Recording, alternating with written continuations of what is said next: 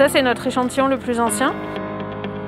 Il a été remonté sur du papier plus récent, mais on voit sur l'étiquette qu'il date de 1899.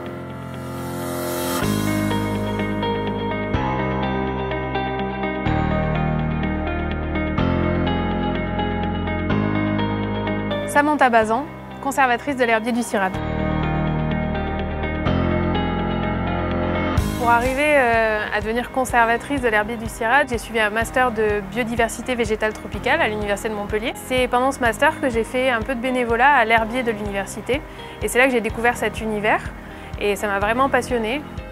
Mon métier de conservatrice avec l'équipe de l'herbier, donc Florence et moi, c'est à la fois conserver, valoriser et enrichir la collection. Conserver dans un premier temps, c'est-à-dire assurer les bonnes conditions de conservation des échantillons, la température, l'hygrométrie, classer, ranger, restaurer. Enrichir, c'est accompagner les chercheurs et les thésards qui voudraient collecter, mais aussi récupérer des collections qui existent déjà, qui peuvent être dans des bureaux éparpillés et venir les conserver ici. Ça peut être aussi, par moment, aller directement sur le terrain, en particulier au Sénégal, où je travaille avec mes collègues de l'ISRA à collecter des échantillons et faire des inventaires.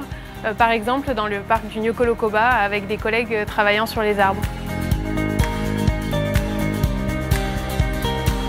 Ma passion, c'est bricoler et fabriquer de mes mains des objets, recycler des choses. Donc ça peut être du gros bricolage, recycler des palettes, faire des jardinières, faire un peu de mobilier. Mais ça peut être aussi des choses un peu plus fines, comme de la couture ou du tricot. Je suis quand même une grande spécialiste des chaussettes.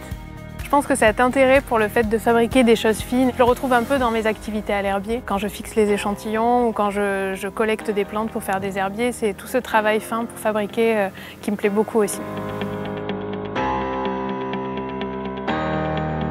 Ma mission, c'est de valoriser les herbiers à travers la recherche. L'herbier du CIRAD, c'est un herbier qui est patrimoine, mais c'est surtout un herbier scientifique. Ici, par exemple, on est dans un laboratoire d'alimentation animale avec qui on collabore pour mettre au point des protocoles pour utiliser la spectrométrie proche infrarouge afin de pouvoir étudier les compositions chimiques des plantes sur les herbiers, en particulier tout ce qui est fourrage. L'herbier, c'est aussi un outil qui est très important dans l'étude de la biodiversité. Parce qu'aujourd'hui, face aux enjeux de changements globaux, ça nous permet d'avoir un recul et de pouvoir voir l'évolution de cette biodiversité et de pouvoir l'étudier plus précisément.